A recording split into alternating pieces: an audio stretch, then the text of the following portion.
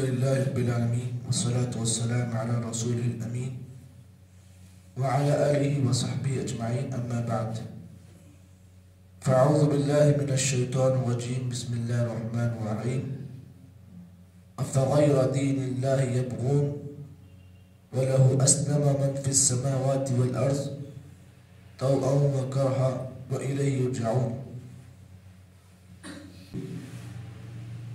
اللہ رب العالمین کا ارشاد ہے افغیر دین اللہ یبغون، کیا یہ لوگ، یہ یہودی اور نصارہ کے لوگ اللہ کے دین کو چھوڑ کر کسی اور دین کی پیروی کرتے ہیں؟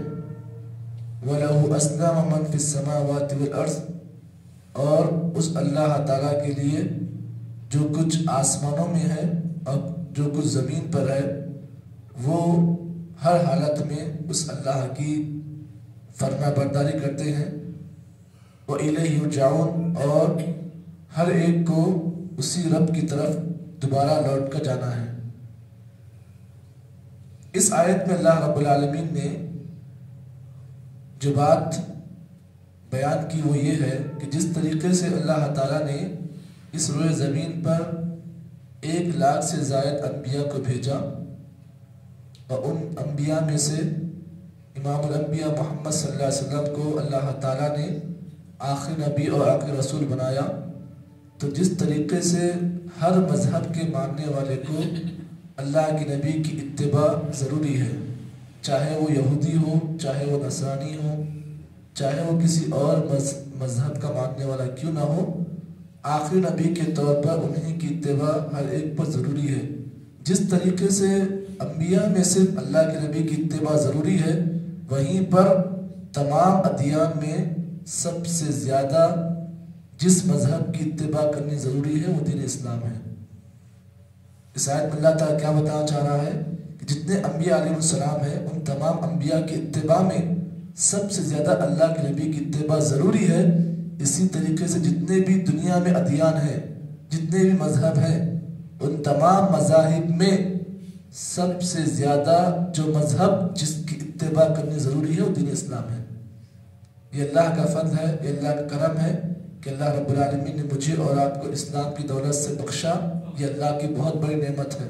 یقین مانیے اللہ تعالیٰ نے مجھے اور آپ کو ایسی عظیم دولت دی، اس دولت کا آپ اندازہ لگانا چاہتے ہو تو اس سے پوچھو جس آدمی کو اسلام کی دولت نہیں معلوم ہے۔ یہ دین جو میرے اور آپ کے پاس ہے یہ ہماری اور آپ کی سلامتی کا ذریعہ ہے، اسی لیے اس دین کی قدر کرو، اسی لیے اس دین کی عزت کرو۔ کیوں؟ اس لیے کہ اللہ رب العالمین نے اسی دین سے ہی ہماری دنیا اور ہماری آخرت کی عزت بخشی ہے۔ اسی لیے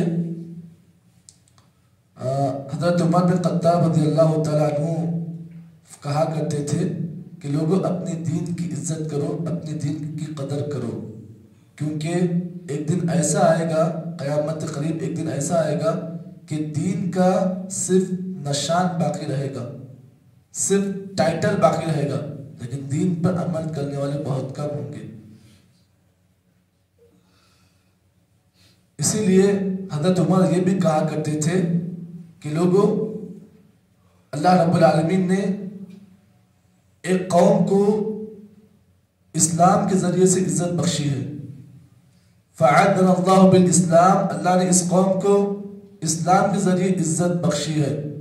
وَمَهْمَا ابْتَغَيْنَا الْعِزَّةَ بِغَيْرِ دِينِهِ أَذَلَّنَا اللَّهُ، یاد رکھو اس قول کو اپنی اولاد کو سکھاؤ، اپنی اولاد کو سمجھاؤ کہ اگر تم عزت اس اسلام کو چھوڑ کر کسی اور مذہب سے عزت تلاشنا چاہو تو اللہ ذلیل کر دے گا۔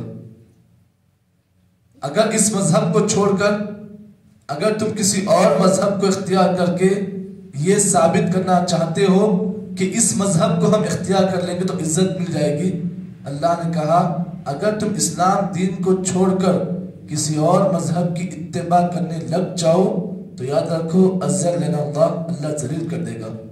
آج ہمارے پاس یہودی کلچر ہے، کھانا کھاتے وقت دائیں ہاتھ سے نہیں کھاتے، اسٹائل کے لیے بائیں ہاتھ سے کھاتے ہیں۔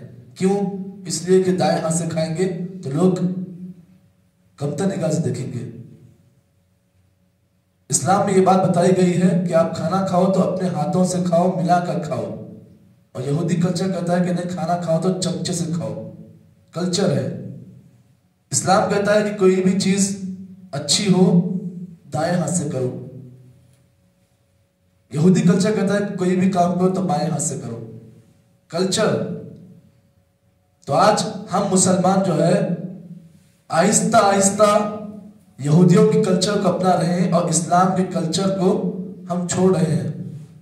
تو اللہ رب العالمین نے فرمایا افغیر دین اللہ یبغون، کہ یہ لوگ اسلام دین کو چھوڑ کر کسی اور دین کو تلاش کرتے ہیں، جبکہ انہیں اس بات کو یاد رکھنا چاہیے وَلَهُ أَسْلَمَ مَنْ فِي السَّمَاوَاتِ وَالْأَرْضِ طَوْعًا وَكَرْهًا، اس روئے زمین پر چاہے وہ آسمانی مخلوق ہو چاہے وہ زمینی مخلوق ہو، سب اس اللہ کی فرما برداری کرتے ہیں، طَوْعًا وَكَرْهًا، خوشی کی حالت میں بھی کرتے ہیں اور ناپسندیدگی کی حالت میں کرتے ہیں۔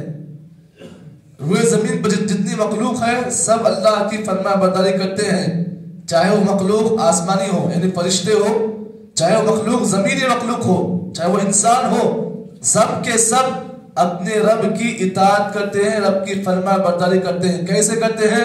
طوعا وکرہا، چاہے حالت کیسی بھی کیوں نہ ہو، وہ اپنے رب کی اطاعت کرتے ہیں، رب کی فرما برداری کرتے ہیں، اور انہیں یہ بات یاد رکھنی چاہیے وَإِلَيْهِ يُرْجَعُونَ، ایک نہ ایک دن سب کو واپس پلٹ کر اسی اللہ کی طرف جانا ہے۔ اس آیت مبارکہ کے سلسلے میں اللہ کے نبی کے ایک اور حدیث میں آپ کے سامنے پیش کر دوں۔ 3 چیزیں جس انسان کے پاس ہے وہ کامیاب ہے۔ پھر سے کہوں، 3 چیزیں جس آدمی کے پاس ہے وہ کامیاب ہے۔ کامیابی چاہتے ہو، ان 3 چیزوں کو اختیار کرو۔ اللہ کے نبی نے فرمایا قد افلح من اسلم ورزق کفافا وخنعه اللہ بما آتا، اللہ کے رسول نے فرمایا تحقیق کہ وہ آدمی کامیاب ہو گیا۔ دیکھو یہاں پر لفظ ہے قد افلح، البتہ وہ ضرور وہ انسان کامیاب ہو گیا، ابھی ہوا نہیں، ہو گیا۔ من اسلم، جس نے اسلام مذہب کو اختیار کیا۔ یہ پہلی چیز، کامیابی کی بنیادی علامت۔ کامیابی چاہتے ہو، اور کامیابی سے مراد کہاں کی؟ دنیا کی اور آخرت کی۔ نبی نے فرمایا اگر کامیابی چاہتے ہو تو اسلام لاؤ، پہلی دولت۔ دوسری دولت ورزق کفافا، وہ انسان کامیاب ہو گیا جس کی روزی کفایت شاری کی ہے، 10 روپیے اس کی روزی ہے، وہ انسان کیا کرتا ہے؟ آہستہ آہستہ آج 2 روپے خرچ کرتا ہے، پھر کل 1 روپیہ، پھر پرسوں 2 روپیے۔ ایسا آدمی قناعت پسندی اختیار کرے، کفایت شاری کرے، جتنا پیسہ اس کے پاس ہے اس کو دیکھ سمجھ کر خرچ کرے۔ لوگوں کے پاس کیا ہوتا ہے، 100 روپیہ آتے ہیں فوری فٹافٹ خرچ کرتے ہیں، یہ غلط ہے۔ کفایت شاری ضروری ہے۔ وَرُزِقَ خِفَافًا، اور تیسری چیز وَقَدْنَهُ اللَّهُ بِمَا آتَا، وہ انسان کامیاب ہو گیا، اللہ نے جو کچھ اسے عطا کیا، جو کچھ بھی اللہ نے اسے نعمتیں دی، انسان اس کو اپنے لیے کافی سمجھے۔ اللہ نے مجھے چھوٹی موٹی بائک دی، چھوٹی موٹی سواری دی، چھوٹا موٹا گھر دیا، بس یہ کافی ہے۔ زیادہ بڑی بڑی بلڈنگوں میں جاؤ گے، زیادہ بڑے بڑے شوق کرو گے تو کیا ہوگا؟ اللہ رب العالمین کی نافرمانی آپ کے اندر آ جائے گی، شکر گزاری کا جذبہ آپ میں ختم ہو جائے گا۔ اسی لیے چھوٹی چھوٹی نعمت ملتی تو خوش ہو جاؤ۔ یہ 3 دولتیں ایسی ہیں، اللہ کے نبی نے فرمایا جس انسان کو یہ 3 نعمتیں مل جائے وہ انسان کامیاب ہے۔ سب سے بڑی دولت اسلام، اسلام، اسلام، اسلام۔ تو اللہ نے فرمایا افغیر دین اللہ یبغون وَلَهُ أَسْلَمَ مَنْ فِي السَّمَاوَاتِ وَالْأَرْضِ طَوْعًا وَكَرْهًا وَإِلَيْهِ يُرْجَعُونَ۔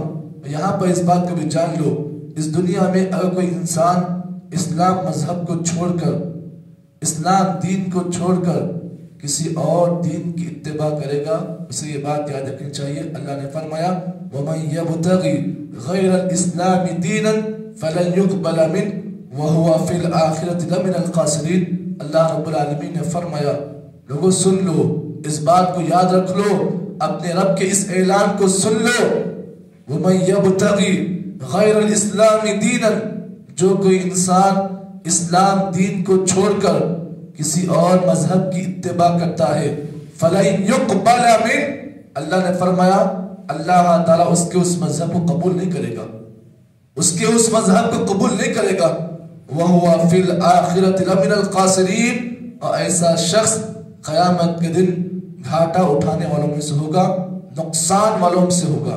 پتہ یہ چلا اس دنیا میں جتنے مذاہب ہیں، جتنے مذاہب اس دنیا میں چل رہے ہیں، تمام مذہبوں میں کوئی مذہب اللہ کے پاس اگر سکسیسفل ہے، کامیاب ہے، تو پھر وہ دین اسلام ہے۔ اس کے علاوہ جتنے بھی مذہب ہیں، جتنے بھی ادیان ہیں، وہ صرف باطل ہیں، کھوکھلے ہیں، اور ان کے مذہب کی تعلیمات بھی کھوکھلی ہیں سوائے اسلام کے۔ تو پتہ یہ چلا اللہ رب العالمین نے اس آیت مبارکہ میں یہی بات بیان کی کہ اس روئے زمین پر جتنی چیزیں ہیں سب اس کی فرما برداری کرتی ہیں، چاہے وہ آسمان مخلوق ہو چاہے وہ زمین مخلوق ہو۔ اللہ نے فرمایا وَلِلَّهِ يَسْجُدُ مَن فِي السَّمَاوَاتِ وَالْأَرْضِ، اس روئے زمین پر جتنے بھی لوگ ہیں سب اس کے سامنے سجدہ کرتے ہیں۔ اس کے علاوہ آسمان میں جتنی مخلوق ہیں وہ بھی اپنے رب کے لیے سجدہ کرتی ہیں۔ پتہ یہ چلا سجدے کا حق صرف اللہ کا ہے۔ اس روئے زمین پر کوئی انسان اللہ کے سوا کسی اور کے سامنے سجدہ کرتا ہے تو یہ بہت بڑا شرک ہے، یہ بہت بڑا نافرمانی ہے۔ اسی لیے یہ فرشتے جو ہیں، آسمانی مخلوق جو ہیں، یہ ہمیشہ صبح و شام اپنے رب کے لیے سجدہ کرتے ہیں۔ تو ہمیں اور آپ کو چاہیے یہ حق اللہ کا ہے، اس حق کو اللہ کے علاوہ کسی اور کے سامنے ہم دو گے تو پھر اللہ تعالیٰ ہماری آخرت تباہ کر دے گا۔ تو اس آیت مبارکہ میں اللہ نے یہی بات بیان کی کہ جس طرح آخری نبی کی اتباع ہر ایک پر ضروری ہے، اسی لیے دین اسلام کی اتباع بھی ہر انسان کی ضروری ہے۔ ایک دن ایسا آئے گا، ایک وقت ایسا آئے گا، آپ دیکھو گے اللہ کے نبی نے اس اسلام مذہب کے بارے میں کہا کہ اللہ رب العالمین ایک زمانہ ایسا لائے گا کہ پوری دنیا میں اسلام پھیل جائے گا، دنیا پوری اسلام کے تحت آ جائے گی، کوئی گھر، کوئی درخت، کوئی جھوپڑی ایسی نہیں بچے گی جہاں پر اسلام نہیں پہنچے گا۔ یہ وقت آنے والا ہے، یہ وقت آنے والا ہے، جتنا لوگ اس مذہب کو بدنام کریں گے اتنا اللہ اس مذہب کو آباد رکھے گا۔ اللہ سے دعا ہے کہ اللہ رب العالمین مجھ کو اور آپ کو اس آیت مبارکہ کے اندر جتنی باتیں پیش کی گئی ہے، اللہ تعالی ہم تمام کو اس کے مطابق عمل کرنے کی توفیق عطا فرمائے۔ سبحان اللہ بحمدہ، سبحانک اللہم وبحمدک، نشہد ان لا الہ الا انت، نستغفرک ونتوب الیک۔